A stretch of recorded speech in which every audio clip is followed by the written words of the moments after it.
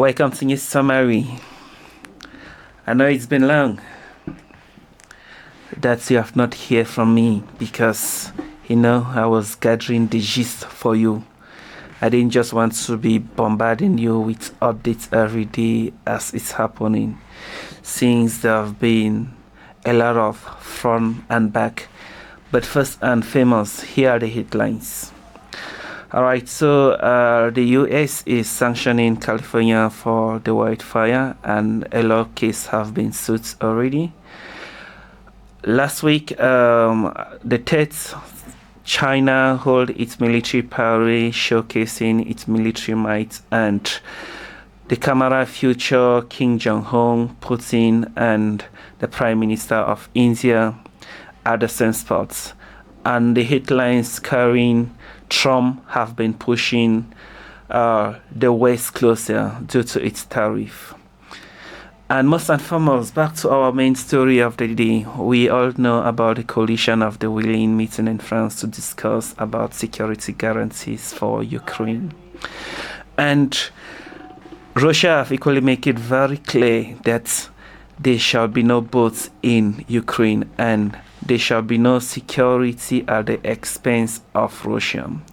I'm sure a lot of you, a while back, 2 weeks ago, we all think that this world that have disrupt logistics and everything around the world is coming to an end after the Alaska summit and after the EU leaders float to the White House to discuss how they can negotiate an end to the war. And after that, Trump gave a 2 weeks break, which he says that after 2 weeks, or within 2 weeks, a meeting is being arranged between Putin and Ukraine, Mr. Zelensky, so that they can have a sit down to discuss the end to the fight. And you all know about the speculations that have been going on.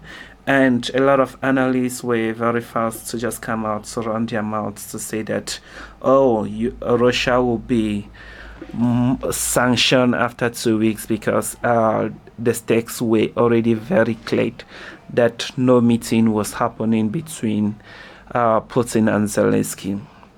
And here's a summary now of everything that is happening. It's very difficult when we talk about negotiations when both sides are not yet ready to concede. Looking at what is happening at the battlefield from Donetsk to Luhansk, you can see that the Russian forces are charging on all fronts, and as we speak right now, Pokrovsk is almost surrounded. And Mr. Putin feels no pressure to peace because it's either Ukraine upset to stop fighting and just hand over the regions that Russia have earlier declared from the first days of the military operation or the war, whatever you call it, or Mr. Zelensky agreed on the negotiation table and for everything to end. And I'm quite sure that's equally the stance of the USA, because if you listen to what Trump said immediately after the Alaska summit, he says that the war can end even today if Mr. Zelensky is willing. And if you look what happens in the headlines, especially in the West, they began to say that Ukraine cannot concede land by force. All right, and you all know it when you are playing with the big guys. Just talking alone is not enough. And even when the West discuss about the security guarantees, they are not yet ready because there will be no NATO military in Ukraine until the war is over. So everybody knows that, and that stand is clear. And Russia is a superpower. The illusion of the West and the Biden administration of those days of giving Russia a humiliating defeat in the battlefield that have longly not been the story anymore, because a cat can never fight with a tiger. That is certain. Even as we speak now, the military might or numbers of weapons produced by Russia in a day is more than the number of weapons produced by the entire West as a whole. And these positions are very clear, and Americans, they understand what it means when we talk about NATO facing Russia to Russia. That is big military powers facing together. It will not just be about dropping hypersonic bombs. We'll be talking about nuclear war, in which the NATO, they knows that very well, America knows that very well, and nobody wants to reach there because it will be a disaster. All right, so back now to the ripple effects. I'm sure you all have heard when I report in my last news, when we talk about US planning to sanction to increase India's tariff to 50%. And India have been very resistive about that because India have been bullied for so long. That's why I commented one time, why will a country with 350 million population bullied a country of over 1.5 billion people? As we speak now, India understands that very well.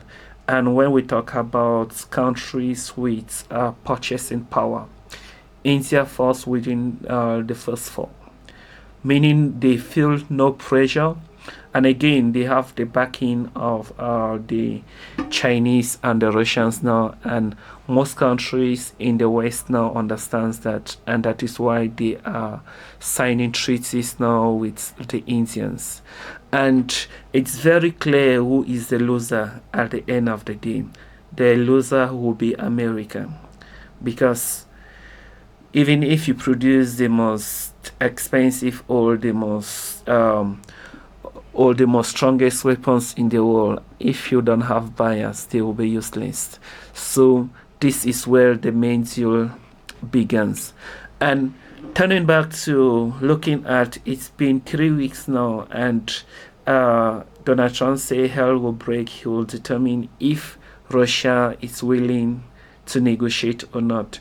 That deadline have so much passed. Just yesterday they thought he was asked a question. Now all the deadline have passed. What are we waiting for? But he could not comment that he is going to sanction Russia, but he rather just said that Mr. Putin already knows his opinion about the world and how it will end. And the Ukrainians, the West knows the position. And that position it has been Russia's long-standing position. So as we speak now, there is no pressure, and for a lot of people that were hoping that the war is ending in 2 weeks, unfortunately, I have bad news for you. The war will still proceed for many months until Ukraine come to its senses that there's no way they can beat Russia in the battlefield.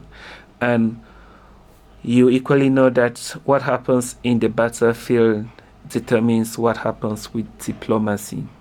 You cannot request for a car which you cannot take it by force. So the stance are very clear. Russia is the winner. But however, Ukraine is equally a winner because they have fought very powerfully. For a small country to fight the second biggest country in terms of military might for close to 3 years now, despite the support of the big fishes, they have really tried, and that is really great. All right, that's all I have for you today, and you let me know what you think about my analysis. And if you have not yet liked, share and subscribe, please do so till I see you in my next analysis. Thank you.